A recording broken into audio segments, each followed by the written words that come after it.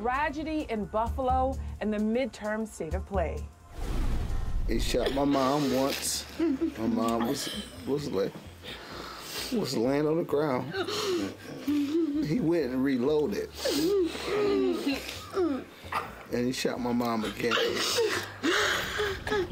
In Buffalo, Black men and women murdered at the hands of a racist alleged gunman. Anguish for the lives lost as the country mourns yet another mass shooting. What happened here is simple and straightforward. Terrorism.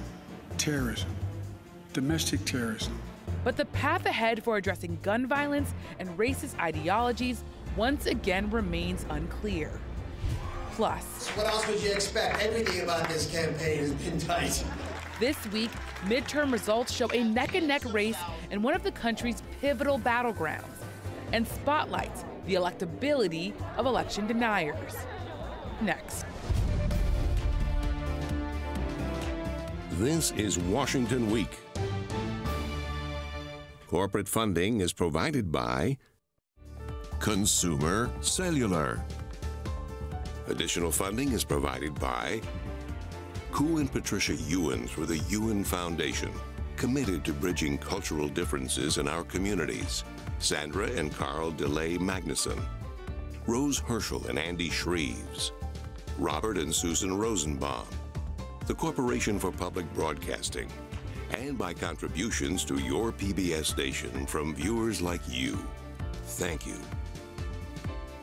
Once again from Washington, moderator Yamiche Alcindor.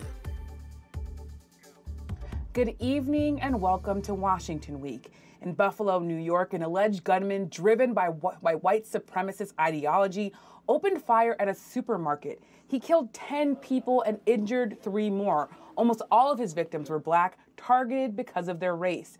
It was one of the deadliest racist massacres in recent American history. The city and the country are mourning. Here is Garnell Whitfield. His mother, Ruth, was killed in the shooting. And you expect us to keep doing this over and over and over again. Over again. Forgive and forget. While the people we elect and trust in offices around this country do their best not to protect us, not to consider us equal, not to love us back. So moving. On Tuesday, President Biden traveled to Buffalo to grieve with the community. Jill and I bring you this message from deep in our nation's soul. In America, evil will not win, I promise you. Hate will not prevail, and white supremacy will not have the last word. But the president acknowledged his limitations, saying there is little executive action left to pursue on guns. Meanwhile, the House passed a bill to tackle domestic terrorism, but the bill's future in the Senate is unclear. Joining me tonight to discuss this and more, Toluse Olorunnipa. He is a political enterprise and investigations reporter for The Washington Post. Robert Samuels, national political enterprise reporter for The Washington Post. Together, Robert and Toluse are the co-authors of the new incredible book. His name is George Floyd, One Man's Life and the Struggle for Racial Justice. And joining us also, Kelsey Snell, congressional correspondent for NPR. Thank you, all of you, for being here. I want to start with you, Robert. You have, of course, reported across this country. So many now are traumatized by this recent shooting in Buffalo. The alleged gunman wrote something like an 180-page racist rant. Some are calling it a manifesto, saying that he was going to target Black people. He also live streamed this shooting. Given your reporting, what you did for the book, but also, of course, what you've been doing at the Washington Post, how does this really connect to the sort of issues that we've been facing when it comes to racism in this country for so many years? Well, when we see what happened in Buffalo, we see again the pernicious and insidious force of racism in this country and how it operates. Now, what we know about the shooter is that he was concerned about being replaced as a white man. Where does that come from? Well, it comes from this fear that if people of color start to become the majority in this country, that something could go wrong. It comes from a lack of understanding and a lack of empathy for people in this country who are trying. And that is what's truly fearful, that's what's truly upsetting about it. And when you hear the mourning of a person who's been victimized, of the family who is looking at one less seat at the table saying, what more can be done? We're tired of this happening. That is the cry that's happening with many people of color across the country as we try to figure out how it is possible to stamp out white supremacy. And Tolu, what Robert was just talking about is really this racist conspiracy theory. It's called the replacement theory. And it's essentially, again, a false claim that there is this movement afoot attempting to replace white people with non-white people through interracial marriage or through immigration. What's the significance of the fact that this shooter is talking about replacement theory in the political atmosphere that we're living in, given the fact that there are some critics who say conservatives have leaned into this conspiracy theory? Yeah, this conspiracy theory has been around for quite a while, but we've seen it really gain steam, especially over the last 2 years. We've seen it gain steam in the aftermath of the George Floyd protests. And one of the things we cover in our book, Robert and I, is what happened immediately after George Floyd died, which there was this great coming together across the political spectrum of people essentially saying that that was wrong and that we need to stamp out white supremacy, we need to stamp out racism, we need to stamp out institutional racism and police forces. But then we saw the backlash, and that is something that we are seeing in our politics. We're seeing how people who campaigned on issues like banning critical race theory were able to control their political fortunes and find themselves in power as a result of focusing on those issues, focusing on the backlash, focusing on the grievances that are out there. And we've seen people try to cash in on that. And the outcome of that is somebody who's disturbed, somebody who finds that community online, somebody who has hate in their heart is able to pick up a gun and go kill real people in a real life incident that was a tragedy. And politicians and people in the media that are flaming these tensions and essentially trying to either ride them into power or ride them into wealth, they have to live with the fact that real people are hurting as a result of what a real person did and how real people are no longer alive as a result of it. So it's not just a theory, it's not just something that people can talk about as a political strategy. This is something that it can be very dangerous, and that is something that I think the Biden administration and folks in power are now grappling with, that this isn't something that we can ignore anymore. It's become a real force. And it is real consequences that lawmakers are trying to grapple with. Kelsey, as we think about sort of the movement and non-movement in Congress, you've said that there really isn't a lot being done right now when it comes to hate crime legislation or gun reform. But I still want to ask you, what plan possibly do Democrats in particular, since they were the ones really talking about passing issues and legislation on these issues, what plan do Democrats have in place, or what strategies are they talking about, not only to get things passed, but also to get on the same page, because the party isn't on the same page? Right. And, the lack of a plan is kind of the theme of this week. And, I thought it was very interesting that we saw the House move this anti-domestic terrorism bill, because it is in some ways the thing that they feel they can do, because like you said, there isn't unanimity among Democrats about how to address gun control in particular. We hear particularly from Senator Joe Manchin of West Virginia. I feel like we say this all of the time when we're talking about the dynamics of Congress right now, but he is opposed to many of the measures that other Democrats support. He does not support many of the background check and large magazine bans that a lot of other Democrats do support. He's returning to this Manchin Toomey bill that he worked out with Republican Senator Pat Toomey that is fairly narrow, but actually really didn't get very far in the Senate. It is another moment where Democrats are responding to a base of voters who are calling for action, who are calling for swift action, and are having to respond that they simply do not have the votes within their caucus in Congress to respond to the demands of their own party. And Kelsey, sticking with you, you said the idea of the lack of a plan being the theme here. What are lawmakers saying about the role that President Biden and the White House can play in sort of reacting to what we saw this week and what we've seen really over the last few years?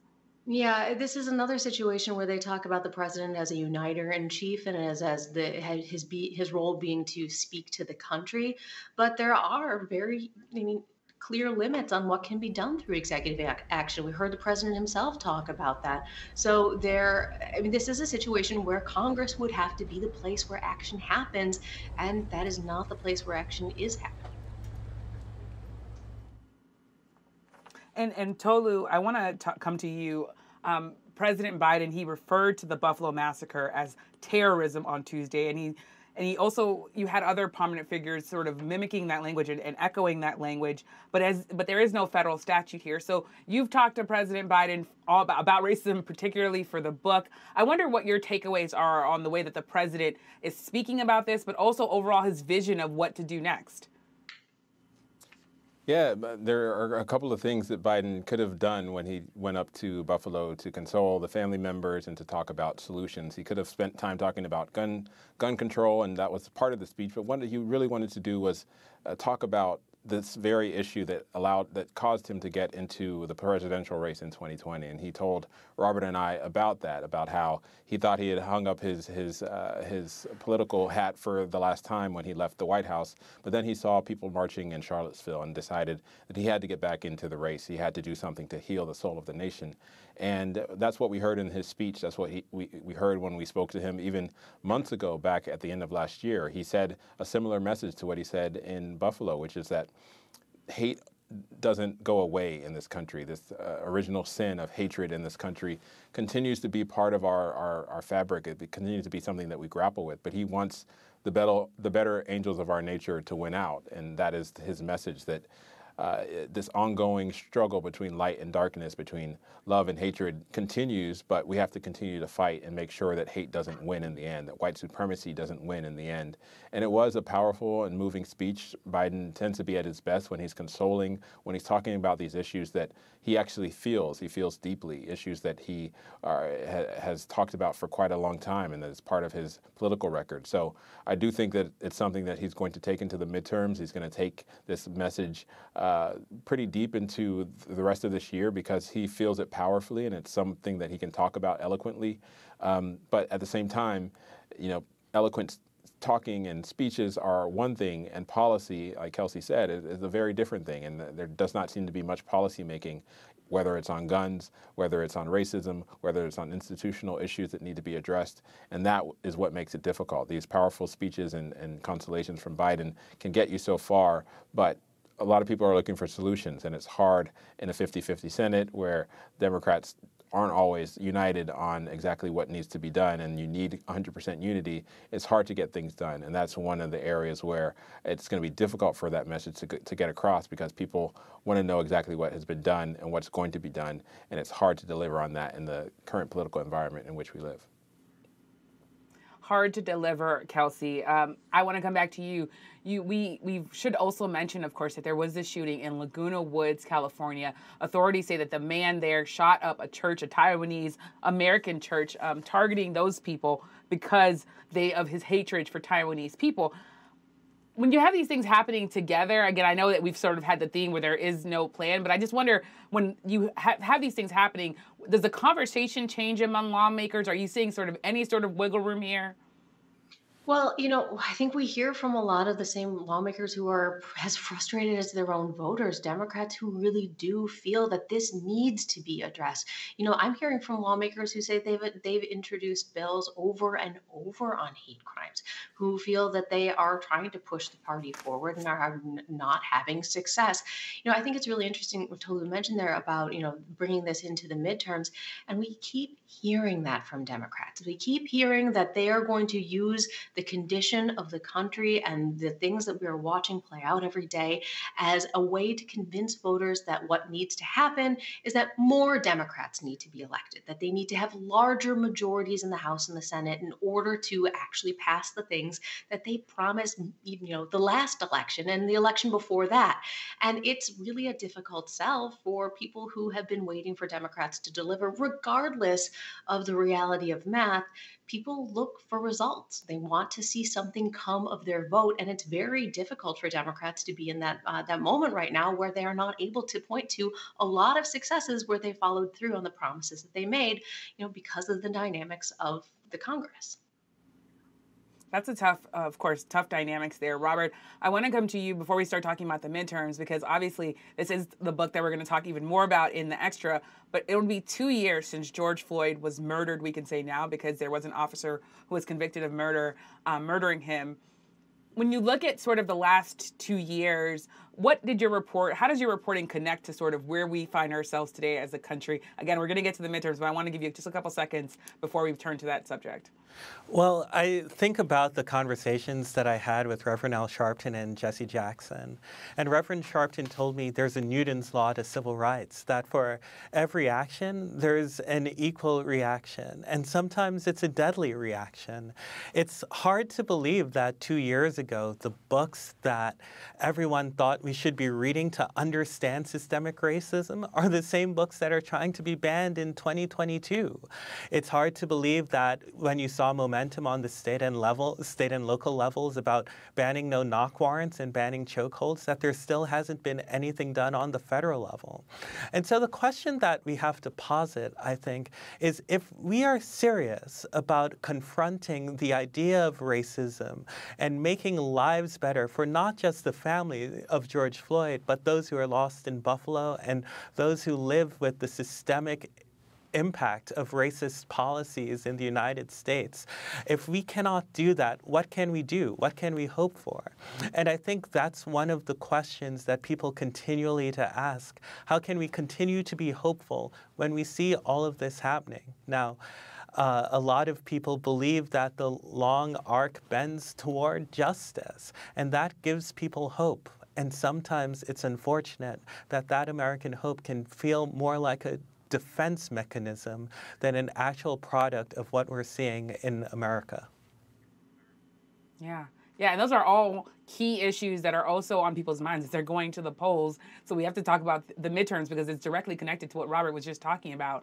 This week, critical primary elections played out in key battleground states, North Carolina and Pennsylvania. In the Tar Heel state of North Carolina, candidates endorsed by former President Trump had mixed results. And in Pennsylvania, there's a matchup that could alter the balance of the U.S. Senate. For Republicans, the race between Dr. Mehmet Oz and hedge fund giant David McCormick is too close to call. The winner will take on Democratic challenger John Fetterman, and Republican candidate for governor Doug Mastriano easily won his bid. He has openly questioned the outcome of the 2020 election, and if he wins, he would play an important role in certifying Pennsylvania's 2024 presidential election results. All of this, of course, setting up the stage for what is going to be pivotal races to come next week. So, Kelsey, I want to come back to you. This was, of course, a wild week in midterms.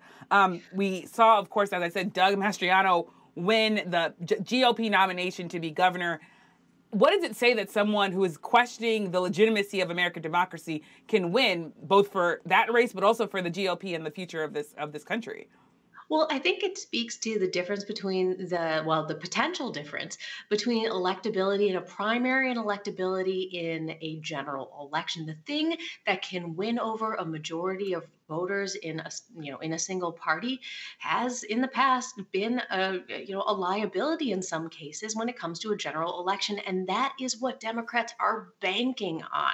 They are banking on the fact that voters will reject candidates like this when it comes to a question of the whole electorate and not a choice within a party. But then, as you said, what does this say about the Republican Party right now? Well, it says a lot about who is willing to show up from the Republican Party to vote. And I think that's something that Republicans have struggled with. And I think it's an identity question that, I talk to kind of old school Republicans, people who've been around for a long time, and they don't have an answer about how to address that. They don't know really what to say about who their party is right now. And, the question that we'll be watching in this midterm election is how the total electorate feels about that. How does the majority of the population in a state really feel about the politics that the Republican Party is embracing right now? And Tolu, in that Senate race, we have now former President Trump pushing Dr. Oz, the celebrity heart surgeon, to declare victory when it's clear he has not won. We covered, of course, former President Trump together. I wonder what you make of the fact that he is continuing to really push people to do things that are unprecedented when it comes to our elections, and continuing to have a really heavy hand in the GOP.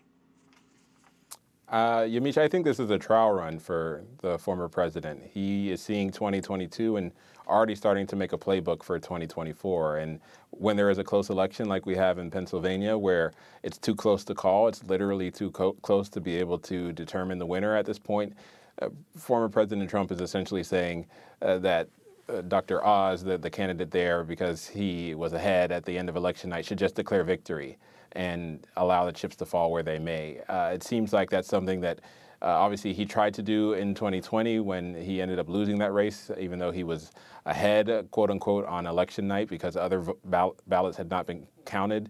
But it's an attack on the democratic system and the ideal, which says that everyone's vote should be counted, even if the votes are still being processed after the election night. Sometimes it takes a little bit longer than a couple of hours to determine a winner. And in close elections, the history of the country is to count every vote. But former President Trump is really attacking that history, and he's bringing a lot of Republicans and a lot of heft behind that because all these Republicans are competing for his endorsement.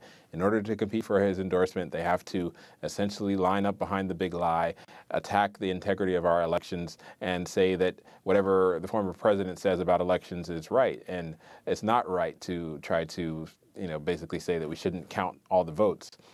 There are people overseas that have to vote whose votes don't get counted sometimes until after the vote until after the day or the week after the election. So yeah, it takes a while to get people's votes counted and to get people to be able to cast their ballot. That's not a sort of quick process. Robert, I want to come to you because Democrats also saw John Fetterman win. He was in the hospital when he won. What's your sense, though, of what Fetterman's win means, especially when you look at sort of Democrats still trying to craft a message about the economy and trying to really get their ducks in a row for the rest of the midterms? Well, Fetterman looks like a different kind of Democrat. You look at the person who was his chief opponent, Conor Lamb, who was a more mainstream person. John Fetterman, 6'8", tough-looking dude who believes in minimum wage and legalizing marijuana, takes the Democratic primary. I think what that says is that people are looking for some sort of change, that they want an idea of a candidate who speaks to them, who speaks for them, who is of the people, and doesn't fully compromise. His type of politics is much more aggressive than the typical moderates that we have typically seen being pushed to run for Senate. And so this marks a pretty big sea change. And Kelsey, of course, there was also Madison Cawthorn, the representative from North Carolina who lost. We saw a lot of different developments. I'll let you get into the ones you think are important. But what does that race tell you about the sort of change that people want to see as Democrats are trying to get their ducks in a row? And Republicans basically just outed a sitting congressman saying that he had lost their confidence. Well, you know what I thought was so interesting about the Madison Cawthorn race was that was a situation where the Republican establishment went after one of their own. We don't see that happen really at all right now. And it's certainly an anomaly, but it shows that, that there are ways that Republicans could organize themselves around getting members of their party out if they chose to do that. Like I said, we haven't really seen a lot of that. I think what Robert touched on about Fetterman is really interesting because it goes back to that same electability question, because so many Democrats had been picking, that mainstream kind of guy that was kind of a predictable looking Democrat. They thought it had to be a middle of the road guy to win in Pennsylvania. That was wrong. And I think it's causing a lot of Democrats to have questions about what voters want and who their party is. So it's a different struggle for Democrats in a lot of ways, because it isn't so much about the identity and the future of how their party approaches major existential questions about democracy, but for Democrats it is a really big question about who they are. There are a lot of big questions. I want to give you just 10 seconds to also really quickly, President Biden's in Asia. He's trying to talk about sort of international investments at home. What's that tell you about what Democrats are trying to do? Again, only about 20 seconds left, but I want to just let you weigh in on that because the president's making news there. Yeah, I think that Democrats want to make sure that they can shore up the supply chain and that they can communicate that they can control this economy, which is not something that voters believe right now. So that is a big part of what they're looking for.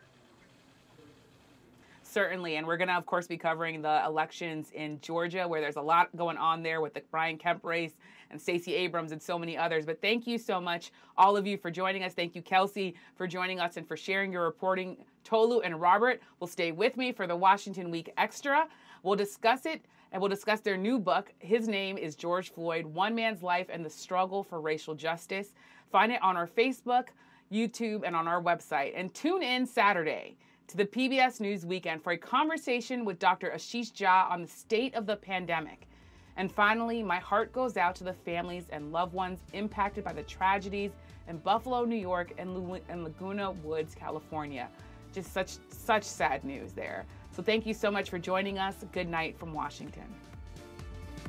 Corporate funding for Washington Week is provided by... For 25 years, Consumer Cellular has been offering no-contract wireless plans designed to help people do more of what they like. Our U.S.-based customer service team can help find a plan that fits you. To learn more, visit consumercellular.tv. Additional funding is provided by Ku and Patricia YUEN through the YUEN Foundation, committed to bridging cultural differences in our communities. Sandra and Carl DELAY-MAGNUSON, Rose Herschel and Andy Shreves, Robert and Susan Rosenbaum, the Corporation for Public Broadcasting, and by contributions to your PBS station from viewers like you. Thank you.